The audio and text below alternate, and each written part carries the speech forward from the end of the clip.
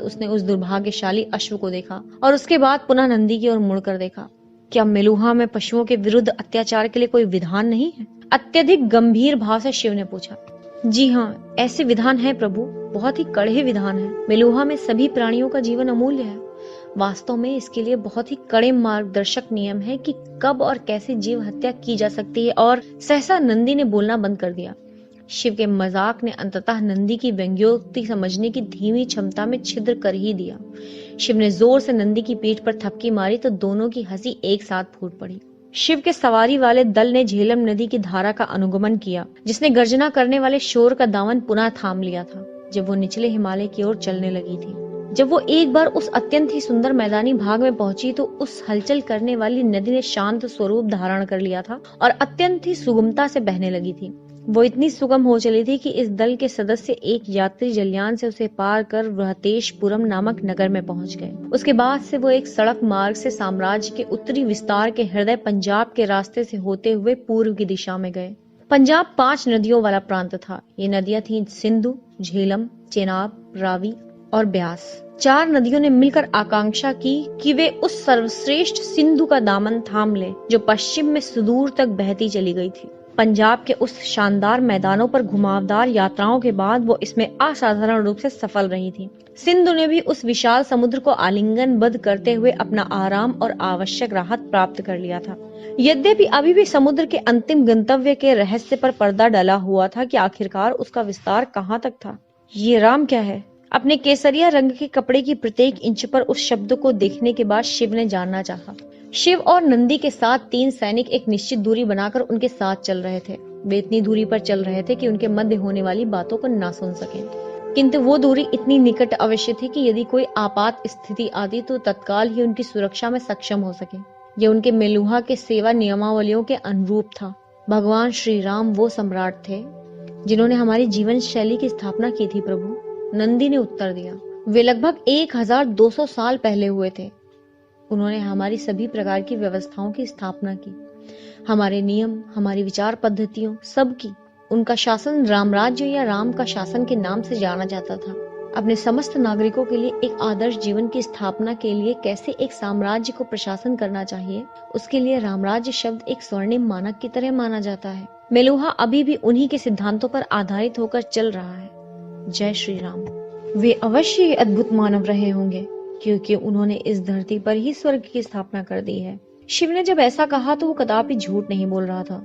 सचमुच में ही उसका मानना था कि यदि कहीं कोई स्वर्ग था तो वो मेलुहा से बहुत अधिक भिन्न नहीं होगा। ये साम्राज्य स्पष्ट रूप से संहिताबद्ध एवं न्याय संगत विधियों से शासित था। सम्राट सहित प्रत्येक नागरिक जिसके अधीनस्थ थे। साम्राज्य की जनसंख्या लगभग 80 लाख थी और बिना अपवाद के उस पूरी जनसंख्या के खाने पीने और रहने की उत्कृष्ट व्यवस्था थी। वे स्वस्थ और साधन संपन्न थे। लोगों का औसत ज्ञान असाधारण रूप से बहुत अधिक था। वे तनिक गंभीर किस्म के लोग थे, किंतु हमेशा ही विनम्र और सभ्य थे। ऐसा प्रतीत होता था कि वो एक त्रुटि रहित समाज था, जहाँ सबको अपनी भूमिका का पता था और वे अपनी भूमिका अच्छी तरह से निभा रहे थे। वे अपने कर्तव्यों के पालन में न केवल सचेत थे, बल्कि अत्यधिक ग्रस्त भी थे। एक साधारण सच से शिव का सामना हुआ। यदि समस्त समाज अपने कर्तव्यों के प्रति सचेत था, तो किसी को भी अपने अधिकार के लिए लड़ने झगड़ने की आवश्यकता ही नहीं थी। इस प्रकार प्रत्येक व्यक्ति के अधिकारों की रक्षा किसी और के कर्तव्यों के कारण अपने आप ही हो जाएगी। भगवान श्री राम सचमुच ही प्रतिभाशाली व्यक्ति थे। नंदी के उद्घोष के साथ शिव ने भी भगवान श्री राम के सम्मान में अपना स्वर मिलाया। जय श्री राम। सरकारी पारगमन स्थल पर अपने अश्वों को छोड़ने के बाद हरियूप या हरि के नगर के निकट उन्होंने रावी नदी को पार किया। रावी नदी को पार करने के बाद दूसरी ओर के पारगमन स्थल से प्राप्त नए अश्वों पर बैठकर शिव ने रुककर कुछ दूरी पर बसे हरियूप को प्रशंसा पूर्वक दृष्टि से देखा, जबकि उसके सैनिक उसकी छाया की दूरी पर प्रतीक्षारत रहे। हरियूप श्रीनगर की तुलना में बहुत बड़ा नगर था और बाहर से ही भव्य लग रहा था। शिव सचमुच ही उस शोभायमान नगर को निकट से देखने की इच्छा रखता था, किंतु इसका ये अर्थ होता कि देवगिरी की उनकी यात्रा में विलंब होता, अतः वापसी में देखने की इच्छा रख ली। हरियूप की बगल में ही शिव ने देखा कि एक निर्माण स्थल पर कार्य चल रहा है। एक नई वेदिका का निर्माण किया जा रहा था, क्योंकि हरियूप की जनसंख्या बढ़ गई थी और सभी लोगों के रहने के लिए जगह की कमी हो रही थी। ये लोग इतनी विशाल और शानदार वेदिका का निर्माण कैसे कर लेते हैं। शिव ने अपने मन में ये बात अंकित कर ली कि वापसी में वो इस निर्माण स्थल का भी भ्रमण करेगा। कुछ ही दूरी पर नदी पारगमन स्थल के अधिपति जट्टा नंदी से बात कर रहा था, जो नए अश्व पर चढ़ने के लिए वेदिका पर चढ़ने के लिए तैयार हो रहा था। जृतक गिरी से जाने वाले मार्ग से दूर रहें, जट्टा ने सलाह दी। कल रात उस मार्ग पर आतंकियों द्वारा हमला किया गया था। सभी ब्राह्मणों की हत्या कर दी गई और गांव को नष्ट कर दिया गया। जब तक कि राहत एवं युद्ध करने वाले सैनिक वहां पहुंच पाते, आतंकी भाग चुके थे। अग्निदेव की सौगंध, हम कब तक प्रतिकार करेंगे? हमें उनके साम्राज्य पर हमला कर देना चाहिए। प्रकट रूप से क्रोधित नंदी ने घुर्रा कर कहा, मैं भगवान इंद्र की प्रतिज्ञा लेकर कहता हूँ कि यदि मुझे इन चंद्रवंशी आतंकियों में से कोई भी मिला तो मैं उसके छोटे छोटे टुकड़े करके कुत्तों को खिला दूंगा। अपनी मुट्ठियां भींचते हुए जट्टा ने कहा, जट्टा, हम लोग सूरवंशियों के अनुयायी हैं। इस प्रकार की बर्बरता पूर्ण युद्ध की हम सोच भी नहीं सकते हैं। नंदी ने कहा, क्या वे आतंकी युद्ध के नियमों का पालन करते हैं जब वे हम पर हमला करते हैं? क्या बिना शस्त्र वाले लोगों की हत्या नहीं करते हैं? इसका ये अर्थ नहीं होता कि हम भी उनकी तरह ही व्यवहार करें अधिपति। हम मेलुहा वासी हैं। नंदी ने सिर हिलाते हुए कहा। इस बार जट्टा ने नंदी का प्रतिकार नहीं किया। कुछ दूरी पर प्रतीक्षारत शिव को देखकर उसका ध्यान उनकी ओर चला गया। उसने पूछा, क्या वो आपके साथ हैं?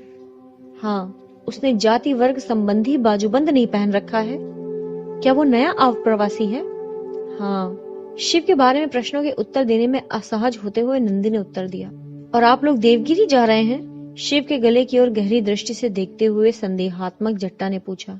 मैंने श्रीनगर से आती हुई कुछ अफवाहें सुनी हैं। नंदी ने अचानक ही जट्टा की बात को बीच में काटते हुए कहा, हमारी सहायता करने के लिए धन्यवाद अधिपति जट्टा। इससे पहले कि जट्टा अपने संदेह के समाधान पर कोई कार्यवाही करता, नंदी शीघ्रता से वेदिका पर चढ़कर घोड़े पर चढ़ बैठा और शिव की ओर चल पड़ा। उनके पास शीघ्रता से पहुंचकर उसने कहा, हमें निकल लेना चाहिए प्रभु। शिव उसकी बात नहीं सुन रहा था। वो एक बार फिर हैरान था, क्योंकि उसने देखा कि वो गर्वीला अधिपति जट्टा अपने घुटनों पर था। वो अपने दोनों हाथ जोड़कर आदर पूर्वक नमस्ते की मुद्रा में शिव को अपलक देख रहा था। ऐसा लग रहा था जैसे वो कुछ बुदबुदा कर कह रहा हो। उतनी दूरी से शिव को पता नहीं चल पा रहा था कि उसने क्या कहा था, किंतु ऐसा प्रतीत हो रहा था कि वो रो रहा था। उसने अपना सिर हिलाया और फिर फुसफुसाया, क्यों? हमें चलना चाहिए प्रभु, थोड़े तेज स्वर में नंदी ने दोहराया। शिव उसकी ओर मुड़ा। उसने सहमति में सिर हिलाया और एड़ लगाकर उसने अपने अश्व को आगे बढ़ाया। उस सीधी सड़क पर चलते शिव ने बाईं ओर देखा कि नंदी अपने दिलेर घोड़े को उकसाते हुए उसके साथ साथ चल रहा था। उसने पीछे मुड़कर देखा तो उसे आश्चर्य नहीं हुआ कि उसके तीनों अंगरक्षक पूर्व की भांति बिल्कुल उतनी ही दूरी पर घुड़सवारी करते हुए पीछे चल रहे थे। वे बहुत निकट भी नहीं थे और उतनी दूर भी नहीं थे। उसने एक बार फिर नंदी की ओर देखा तो महसूस किया कि उसने जो आभूषण पहन रखे थे वे केवल सजावट के लिए नहीं थे। उसने अपने दाहिने चौड़े हाथ पर 2 बाजूबंद पहन रखे थे। पहले बाजूबंद पर प्रतीकात्मक लकीरें बनी हुई थी, जिसके बारे में शिव को कुछ अता पता नहीं था। दूसरे पर पशु का चित्र उकेरा हुआ था, संभवतः बैल का। उसके सीने की एक जंजीर में सूर्याकार झूमर लटका हुआ था, जिससे किरणें बाहर की ओर निकल रही थी। दूसरा झूमर भूरे रंग का था। वो एक दीर्घ वृत्ताकार बीज जैसे आकार की कोई वस्तु थी, जिसमें सब और छोटे छोटे दांत बने हुए थे। क्या तुम अपने आभूषणों के महत्व के बारे में बता सकते हो या ये भी गोपनीय है? शिव ने शरारत से कहा। निसंदेह बता सकता हूँ प्रभु, नंदी ने गंभीरता से कहा। उसने अपने विशाल हाथ में रेशम के धागे से बंधे हुए पहले बाजूबंद की ओर संकेत किया और कहा, ये बाजूबंद मेरी जाति का प्रतिनिधित्व करता है। इसके ऊपर जो लकीरें बनी हुई हैं, वे परमपिता परमात्मा के कंधे के प्रतीक हैं। इसका अर्थ है कि मैं क्षत्रिय हूँ। मुझे विश्वास है कि अन्य जातियों के बारे में भी अवश्य ही संहिताबद्ध स्पष्ट निर्देश होंगे। आपने बिल्कुल सही कहा प्रभु, आप आपवादिक रूप से बुद्धिमान हैं। नहीं, ऐसा नहीं है। तुम लोग आपवादिक रूप से पूर्व में ही अनुमान लगाने योग्य हो। नंदी मुस्कुराया तो शिव ने पूछा, तो वे क्या हैं? वे क्या है प्रभु? ब्राह्मण, वैश्य और शूद्र के प्रतीक। बनाई गई लकीरें यदि परमात्मा के सिर का प्रतिनिधित्व करती हैं, तो इसका अर्थ है कि पहनने वाला ब्राह्मण है। वैश्य के लिए बनाए गए प्रतीक में लकीरें परमात्मा के जंघाओं का प्रतिनिधित्व करती हैं, और परमात्मा के पैरों से बने बाजूबंद बताते हैं कि पहनने वाला शूद्र है।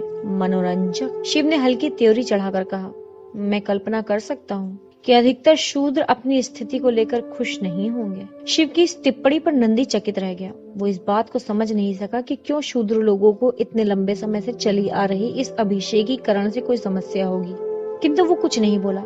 क्योंकि वो प्रभु की असहमति पर भयभीत था। और वो दूसरा बाजूबंद? शिव ने पूछा।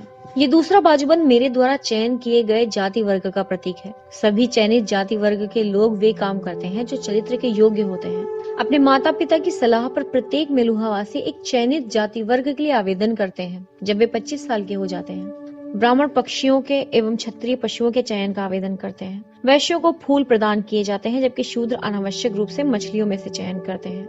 निमित्तन समिति अत्यधिक कठिन प्रक्रियाओं के आधार पर चयनित जाति वर्ग का निमित्तन करती है। आपको उन चयनित जाति वर्ग के लिए आवश्यक रूप से योग्य होना पड़ता है और वो आपके लक्ष्य एवं दक्षता का प्रतिनिधित्व करता है। यदि आप ऐसे जाति वर्ग का चयन करते हैं जो बहुत अधिक अपेक्षा करता है और यदि आप उसके कार्य उस जाति वर्ग के मानक तक नहीं हो पाते हैं तो वो आपको जीवन भर लज्जित करता रहता है। यदि आप नीचे की श्रेणी के जाति वर्ग का चयन करते हैं तो आप अपनी दक्षता के साथ न्याय नहीं करते। मेरा चयनित जाति वर्ग बैल है।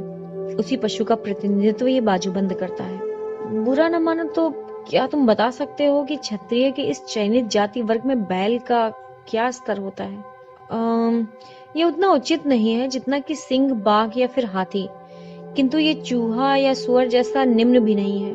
वैसे जहाँ तक मेरा मानना है कि बैल किसी सिंह या हाथी को परास्त कर सकता है। शिव मुस्कुराया। और वो तुम्हारी जंजीर पर लटके हुए झूमर के बारे में तुम्हारा क्या कहना है? ये भूरा दाना अंतिम महादेव भगवान रुद्र का प्रतिनिधित्व करता है। ये जीवन के संरक्षण एवं पुनर्जनन का प्रतीक है। यहाँ तक कि दिव्य अस्त्र भी ऐसे जीवन को नष्ट नहीं कर सकते जिन्हें ये सुरक्षा देते हैं। और ये सूर्य, हे प्रभु, ये सूर्य इस बात का द्योतक है कि मैं सूर्यवंशी राजाओं का अनुयायी हूँ, ऐसे राजाओं का जो सूर्य के वंशज हैं।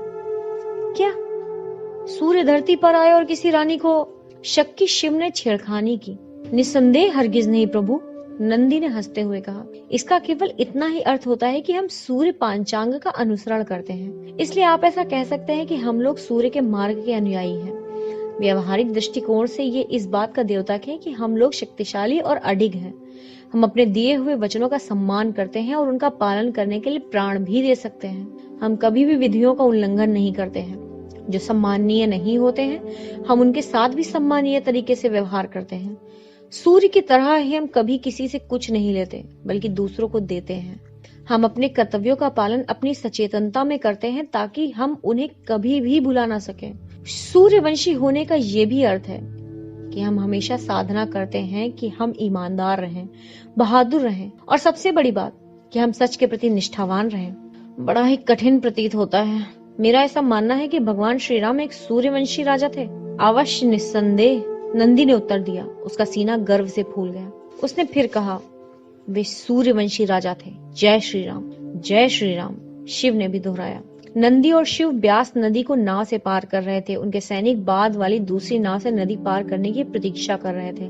ब्यास वो अंतिम नदी थी जिसे पार करना था और उसके बाद देवगिरी जाने वाला मार्ग सीधा देवगिरी तक जाता था। बीती रात्रि को हुई बेमौसम बरसात के कारण पारगमन स्थल के अधिपति द्वारा नदी पार करना निलंबित किया जाने वाला था, किंतु प्रातः मौसम के अपेक्षाकृत खुल जाने के कारण अधिपति ने सेवाओं को पूर्व की भांति संचालित करने का निर्णय लिया था। शिव और नंदी के साथ नाविक के अलावा 2 और भी यात्री थे जो उस नाव से नदी को पार कर रहे थे।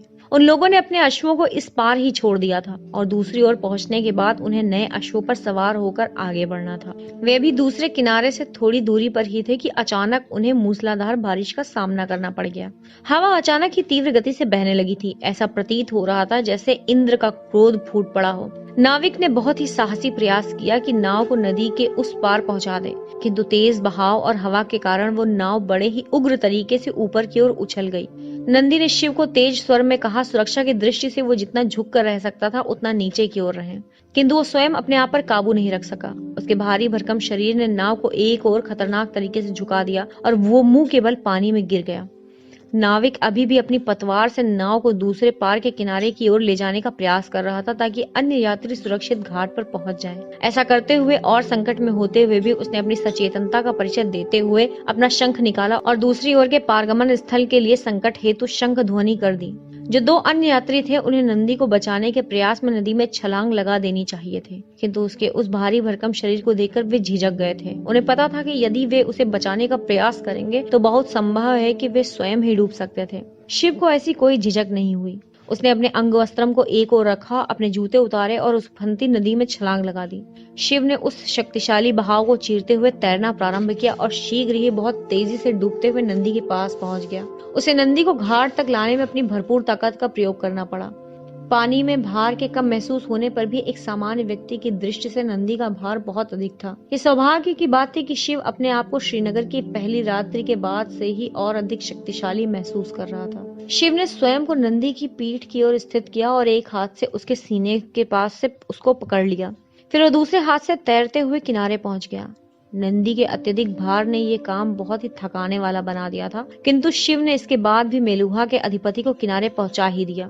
तब तक आपातकालीन रक्षक भी तेजी से वहां पहुंच चुके थे। शिव ने सहायता करके नंदी के उस भारी भरकम शरीर को पानी के बाहर निकाल दिया।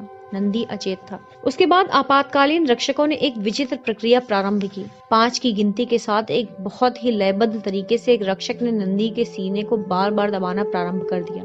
जब वो अपना काम बंद करता तो एक अन्य आपातकालीन रक्षक अपने होठों से नंदी के होंठ ढकता और पूरी जोर से उसके मुंह में हवा भरता था, और इसके बाद वे इस प्रक्रिया को बार बार दोहराते चले जा रहे थे। शिव को कुछ भी समझ नहीं आ रहा था कि आखिर वे क्या कर रहे थे, किंतु उसे मेलुहा के स्वास्थ्य कार्मिकों के ज्ञान और उनकी निष्ठा पर पूरा भरोसा था। कई चिंतित क्षणों के बीत जाने के बाद नंदी ने अचानक ही खांसने के साथ साथ अत्यधिक मात्रा में पानी की उल्टी कर दी और चकित होता हुआ चेतना में आया। पहले तो कुछ देर उसे कुछ समझ नहीं आया कि वो कहाँ था और उसे क्या हुआ था, किंतु शीघ्र ही उसे परिस्थिति की समझ हुई तो वो तेजी से शिव की ओर मुड़ा और चिचियाने वाले स्वर में कहा, प्रभु, आपने मुझे बचाने के लिए छलांग क्यों लगाई? आपका जीवन बहुत मूल्यवान है, आप मेरे लिए उसे जोखिम में कभी न डालें प्रभु।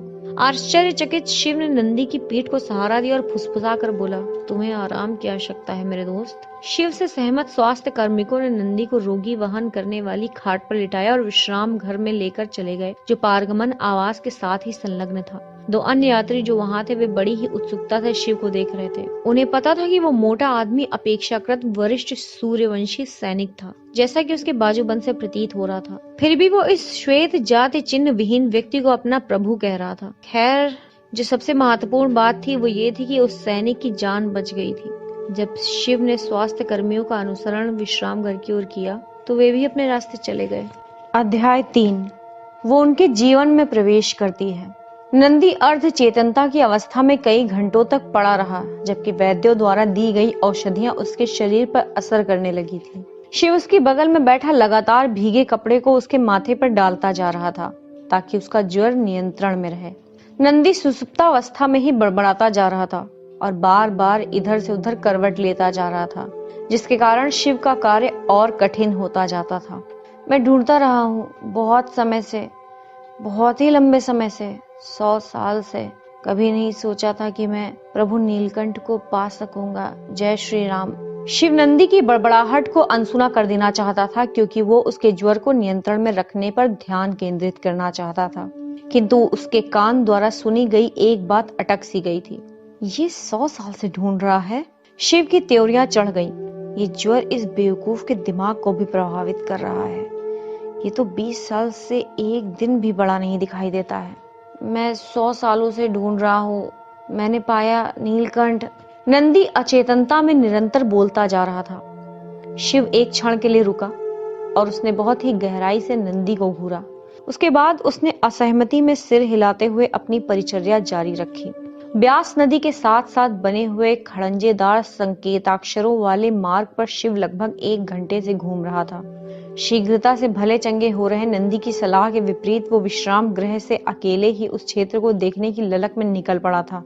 हालांकि नंदी अब खतरे से बाहर था, फिर भी उन्हें कुछ दिनों और रुकना पड़ा था ताकि अधिपति में इतनी शक्ति हो जाए कि वो आगे की यात्रा आराम से कर सके। शिव के लिए विश्राम गृह में करने को कुछ अधिक नहीं था, इसलिए उसे वहां अच्छा नहीं महसूस हो रहा था। 3 सैनिकों ने छाया की तरह उसके साथ रहने का प्रयास किया, किंतु उसने क्रोधित होकर उन्हें चलता कर दिया। कृपा करके आप लोग लीच की तरह मुझसे चिपकना छोड़ेंगे। ब्यास नदी के विनम्र जाल के संगीत में स्रोत वाले स्वर शिव को सुखद प्रतीत हो रहे थे। शीतल मंद बयार उसके घने बाल के जूड़े से छिड़खानी कर रहे थे। उसने अपने म्यान की मूठ पर अपना हाथ रखा, जबकि उसका मन बार बार उसी एक प्रश्न से युद्धरत था। क्या नंदी सच में ही 100 साल से अधिक की आयु वाला है? किंतु ये तो असंभव है। और वो क्या काम है जिसके कारण ये विक्षिप्त मेलुहावासी मुझसे सहायता चाहते हैं? और उस पवित्र झील की सौगंध, ऐसा क्यों है कि ये उल्लू का पट्टा, मेरा गला अभी तक इतना ठंडा क्यों महसूस हो रहा है? अपने विचारों में खोया हुआ शिव कब सड़क से दूर एक खुले प्रांगण में आ चुका था उसे पता ही नहीं था। उसके सामने उसी को निहारता हुआ एक अत्यंत ही सुंदर भवन उसके सामने खड़ा हुआ था। उसने इससे सुंदर भवन अपने जीवन में अब तक नहीं देखा था। वो पूरा का पूरा मकान सफेद और गुलाबी रंग के संगमरमर से बना हुआ था। एक ऊंची वेदिका पर जाने के लिए बहुत ही शोभायमान सीढ़ियां बनी हुई थी। उस वेदिका के समस्त परिधि में अति सुंदर सजावट देते हुए स्तंभ लगे हुए थे। उस मकान की अलंकारित छत पर एक विशाल त्रिकोणीय मीनार ऊंचाई में उठा हुआ था, जैसे ईश्वर को विशाल नमस्ते किया जा रहा हो। उस संरचना के समस्त उपलब्ध स्थलों पर विस्तृत ढंग से विभिन्न प्रकार की शिल्प कलाओं की नक्काशियां की हुई थी। शिव ने मेलुहा में बहुत दिन बिता लिए थे और जो भी मकान उसने देखे थे वे कार्य साधक एवं प्रभावशाली लगे थे, जबकि ये मकान वास्तव में आश्चर्यजनक रूप से तड़क भड़क वाला और आलीशान था। उसके प्रवेश द्वार पर संकेत सूचक पट लगा हुआ था जिस पर लिखा था भगवान ब्रह्मा का मंदिर। ऐसा प्रतीत होता था कि मेलुहा वासी धार्मिक स्थलों के लिए अपनी रचनात्मकता बचा कर रखते थे। आंगन के खुले क्षेत्र में फेरी वालों और खोमचे वालों की एक छोटी सी भीड़ इकट्ठी थी। कुछ फल बेच रहे थे और दूसरे अन्य खान पान की वस्तुएं। कुछ ऐसे भी थे जो विभिन्न प्रकार की पूजा की सामग्रियों का मिश्रण बेच रहे थे। एक ऐसी भी दुकान थी जहां उपासक अथवा पूजा करने वाले लोग अपने जूते चप्पल आदि मंदिर में प्रवेश से पूर्व उतार कर रख रहे थे। शिव ने भी अपने जूते वहां उतार दिए और मंदिर के ऊपर की ओर चला गया। मुख्य मंदिर में प्रवेश करने पर उसने विभिन्न प्रकार की बनावटों एवं वास्तु विद्याओं को गहराई से देखना प्रारंभ किया तो उन अत्यंत ही वैभवपूर्ण स्थापत्य और वास्तुकलाओं को देखकर आश्चर्यचकित रह गया। आप यहाँ क्या कर रहे हैं? शिव ने मुड़कर देखा तो एक पंडित को अपनी ओर प्रश्न सूचक दृष्टि से गौर से देखते हुए पाया। उसका झुर्रीदार चेहरा उसकी धारा की तरह प्रवाहित होती दाढ़ी से छल कर रहा था और चांदी से चमकते उसके घने बाल उससे तुलनीय थे। केसरिया रंग की धोती एवं अंगवस्त्रम पहने हुए उसके शांत एवं विनम्र मुख से ऐसा प्रतीत हो रहा था जैसे उसने निर्माण प्राप्त कर लिया हो, किंतु पृथ्वी पर रहने का निश्चय किया हो ताकि अपने दैवीय कर्तव्यों का निर्वहन कर सके। शिव ने महसूस किया कि वो पंडित ही वास्तव में एक पहला ऐसा वृद्ध व्यक्ति था जिसे उसने अब तक मेलुहा में देखा था। मुझे क्षमा कीजिए, क्या मुझे अंदर आने की अनुमति नहीं है?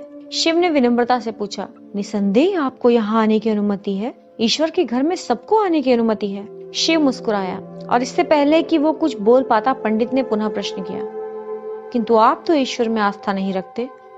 शिव की मुस्कुराहट जितनी शीघ्रता से आई थी उतनी शीघ्रता से क्षीण हो गई। कमाल है, इसको कैसे पता? पंडित ने शिव को आंखों में ही उत्तर दे दिया। इस पूजा स्थल में जो कोई भी प्रवेश करता है वो परमपिता ब्रह्मा की मूर्ति के दर्शन करता है। इस स्थापत्य की वैभवता और उसमें लगे प्रयास को इनमें से लगभग ना के बराबर ही लोग देखते हैं, जबकि आपके पास केवल स्थापत्य कला को देखने वाली ही आंखें हैं। आपने ईश्वर की मूर्ति की ओर एक बार झांका तक नहीं है। शिव ने झेपते हुए एक खेदपूर्ण भाव से कहा, आपने सही अनुमान लगाया। मैं प्रतीकात्मक ईश्वर में आस्था नहीं रखता। मेरा मानना है कि असली ईश्वर हमारे आसपास हर जगह निवास करते हैं। नदी के बहाव में, पेड़ों की लहराहट में, हवा की सरसराहट में वो हमेशा हमसे बातें करते रहते हैं। आवश्यकता इस बात की है कि हम उनकी बातें सुन सकें। फिर भी यदि मैंने आपके ईश्वर को उचित सम्मान नहीं देने का अपराध किया है तो मुझे इस बात के लिए खेद है। आपको खेद जताने की कोई आवश्यकता नहीं है मित्र। वो पंडित मुस्कुराया।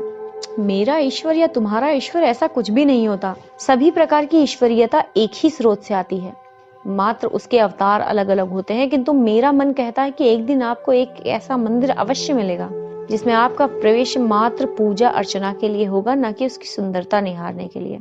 क्या सच में? वो कौन सा मंदिर होगा? आप उसे पालोगे मित्र, जब आप उसके लिए तैयार हो जाओगे। ये मेलुहा वासी ऐसी अनोखी पहेली वाली भाषा में ही क्यों बोलते हैं? शिव ने विनम्रता में सहमति में सिर हिलाया। उसके भाव ऐसे थे जैसे कि वो उस पंडित की बात को सच में ही सराह रहा था, जबकि वास्तविकता ये नहीं थी। उसने सोचा कि उसे शीघ्र ही उस मंदिर से निकल जाना चाहिए, इससे पूर्व कि उसका यह स्वागत अनावश्यक रूप से लंबा खिंच जाए। विश्राम गृह जाने का समय हो गया है पंडित जी, किंतु मैं मेरे प्रारब्ध वाले मंदिर को पाने की प्रतीक्षा बहुत बेसब्री से करूंगा। आपसे मिलकर मुझे बड़ी खुशी हुई। शिव ने झुककर पंडित के पांव छूते हुए कहा।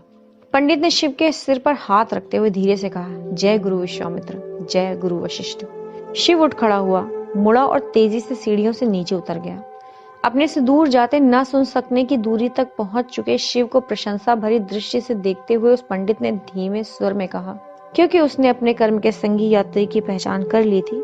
खुशी तो मुझे हुई है मेरे कर्म संगी। शिव जूते की दुकान पर गया। उसने अपने जूते पहने और इस सेवा के लिए एक सिक्का देने लगा तो जूते रखने वाले ने विनम्रता से सिक्का लेने से मना कर दिया। धन्यवाद श्रीमान, किंतु ये एक सेवा है जो मेलुहा के शासन की ओर से है, इसके लिए कोई कीमत नहीं ली जाती है। शिव मुस्कुराया और बोला, निसंदेह आप लोगों के पास हर चीज के लिए व्यवस्था है, धन्यवाद। वो जूते रखने वाला भी मुस्कुराया और बोला, हम लोग केवल अपने कर्तव्य का पालन कर रहे हैं श्रीमान। शिव मंदिर की सीढ़ियों की ओर पुनः चलकर गया। बैठते हुए उसने गहरी सांस ली और उस प्रशांत वातावरण की प्रशांतता को अपने अंतर्मन में मिश्रित होने दिया। और उसके बाद वो घटित हुआ जिस क्षण वैसा अप्राप्त हृदय उसकी कामना करता है। वो न भूल पाने योग्य पल जिसके लिए एक आत्मा अपने पूर्व जीवन की विशुद्ध याद की कामना करता है। दूसरे ये कि ईश्वरों के षड्यंत्र के बावजूद मात्र कुछ ही भाग्यशाली व्यक्ति इसका अनुभव कर पाते हैं। वो पल जब वो उसके जीवन में प्रवेश करती है। घोड़ों को दक्षता से चलाते हुए वो एक रथ पर सवार होकर उस आंगन में आई, जबकि उसकी साथिन जंगले की छड़ को उसके बगल में पकड़े हुए खड़ी थी। यद्यपि उसके काले बाल जूड़े में शालीनता से बंधे थे, तथापि कुछ धृष्ट लटे वायु के थपेड़ों से मंत्रमुग्ध करने वाला कथक नृत्य कर रही थी। उसकी भेदनीय चुंबकीय नीली आंखें और कांच से कलाकृति सी त्वचा देवियों को ईर्ष्या हेतु आमंत्रण देने वाली थी। उसका बदन यद्यपि गंभीरता पूर्वक लंबे अंगवस्त्रम से ढका हुआ था, उसके बाद भी वो शिव की कल्पना को ज्वलंत कर गया कि उसके नीचे छुपा हुआ आलेख और सौंदर्य कैसा होगा। जब उसने अत्यंत ही दक्षता से पैंतरेबाजी करके रथ को वाहन पड़ाव में खड़ा किया तो उसका त्रुटि रहित मुख ध्यान केंद्र का चित्रण था। वो पूर्ण रूप से आत्मविश्वास से भरी रथ से उतरी। ये प्रशांत आत्मविश्वास था जिसने अहंकार की ओर चलने वाली कुरूप दूरी नहीं चली थी। उसका चलना मर्यादित था, जो देखने वाले को सीधे तौर पर बता रहा था कि वो विलग्न थी किंतु शीतल नहीं। शिव ने उसे इस प्रकार घूर कर देखा जैसे कि बरसात करने वाले बादलों को मरुस्थलीय भूमि देखती रहती है। मुझ पर दया करो हे देवी, मेरा अब भी मानना है कि अपने शेष अनुगामियों को छोड़कर इस प्रकार अलग घूमना बुद्धिमानी नहीं है, उसके सहयात्री ने कहा। उसने उत्तर दिया, कृतिका, क्योंकि यदि दूसरों को विधि व्यवस्था के बारे में नहीं पता है तो इसका ये अर्थ नहीं होता कि हम भी उसकी उपेक्षा कर सकते हैं। भगवान राम ने स्पष्ट रूप से कहा था कि एक पवित्र स्त्री को वर्ष में एक बार अवश्य भगवान ब्रह्मा के दर्शन करने चाहिए। मैं उस विधि का उल्लंघन नहीं करूंगी, चाहे अंगरक्षकों को इससे कितनी भी असुविधा क्यों न हो। उस स्त्री ने इस बात पर गौर कर लिया था कि जब वो शिव के बगल से गुजर रही थी तो शिव उसे घूर रहा था। उसकी सुकुमार भौहें आश्चर्य और झुंझलाहट भरे गुस्से में वृत्ताकार होकर ऊपर की ओर उठ गईं। शिव ने अपना पूरा बल लगाकर अपनी दृष्टि उससे हटाने की चेष्टा की, किंतु उसने महसूस किया कि उसकी आंखें अब भी उसके नियंत्रण में नहीं थी। वो ऊपर चढ़ती चली गई और कृतिका उसके पीछे थी। मंदिर के सबसे ऊपर की सीढ़ी पर पहुंचने के बाद वो मुड़ी तो उसने देखा कि वो बिना जाति सूचक चिन्ह वाला अप्रवासी अभी भी उसे निर्लज्ज की भांति घूर रहा था। मुख्य मंदिर की ओर चलने के लिए मुड़ने से पूर्व उसने कृतिका से कहा, ये असभ्य अप्रवासी, इन बर्बर लोगों में से जैसे सचमुच ही कोई हमारा रक्षक मिल पाएगा। जब वो शिव की दृष्टि से पूरी तरह ओझल हो गई, उसके बाद ही शिव अपने सांसें नियंत्रित करने का प्रयास करते दिखा। जब वो बड़े प्रयत्न से अपनी वाग्मिता को संकलित करने का प्रयास कर रहा था, तभी पूरी तरह से आच्छादित और सहायता रहित उसके मन ने एक बहुत ही स्पष्ट निर्णय ले लिया था। अब वो किसी भी दशा में उस मंदिर को छोड़कर जाने वाला नहीं था जब तक कि उसे दोबारा नहीं देख लेगा। वो उन सीढ़ियों पर पुनः बैठ गया। जब उसकी सांसें और दिल की धड़कन सामान्य हो गई तो अंततः वो अपने आसपास के परिवेश का अवलोकन करने लगा, जो उस स्त्री की उस हाल की उपस्थिति से प्रतिष्ठित हो चुका था। उसने बाईं ओर उस मार्ग को पुनः देखा जहां से वो मुड़कर आई थी। वो पीपल के पेड़ के निकट खड़े खीरा बेचने वाले के पास से गुजरी थी। अकस्मात ही उस खीरा बेचने वाले ने आवाज लगाना बंद क्यों कर दिया था? वो केवल मंदिर की ओर टकटकी लगाकर घूरता हुआ प्रतीत हो रहा है। चाहे कुछ भी हो, इसे मेरा क्या लेना देना है। उसने रथ के आने वाले मार्ग का अनुकरण किया जहां से वो बाईं ओर मुड़ा था, जो उस प्रांगण में फव्वारे के पास था। उसके बाद उसने दाईं ओर एक तीव्र मोड़ लिया था जहां उस बाग के प्रवेश द्वार पर एक गड़रिया खड़ा हुआ था। आश्चर्य है, इस गड़रिये की भीड़ें कहाँ थी? शिव उस मार्ग को देखता चला गया जहां से वो रथ वाहन पड़ाव तक गया था। शिव उस मार्ग को देखता चला गया जहां से वो रथ वाहन पड़ाव तक गया था। रथ के बगल में एक दूसरा व्यक्ति भी खड़ा था जो अभी अभी मंदिर के प्रांगण में घुसा था, किंतु उसके मंदिर में प्रवेश का कोई स्पष्टीकरण नहीं दिख रहा था। वो व्यक्ति गड़रिये की ओर मुड़ा और उसने हल्के से सिर हिलाया। इससे पूर्व कि शिव इन समस्त प्रकार की सूचनाओं का आकलन कर पाता, उसे पुनः उस स्त्री की उपस्थिति का आभास हुआ जिसके लिए वो प्रतीक्षारत था। वो तत्काल ही पीछे मुड़ा और उसने देखा कि वो सीढ़ियां उतरकर चली आ रही थी। कृतिका शांत होकर उससे थोड़ा पीछे चल रही थी। उस स्त्री ने देखा कि वो असभ्य बिना जाति चिन्ह वाला स्पष्ट रूप से विदेशी व्यक्ति अभी भी उसे घूर रहा था। वो उसके पास चलती हुई गई और उसने दृढ़ किंतु विनम्र स्वर में पूछा, क्षमा कीजिए, क्या आपको कोई समस्या है? नहीं नहीं, कोई समस्या नहीं है। मुझे ऐसा लग रहा है कि आपको मैंने पहले कहीं देखा है।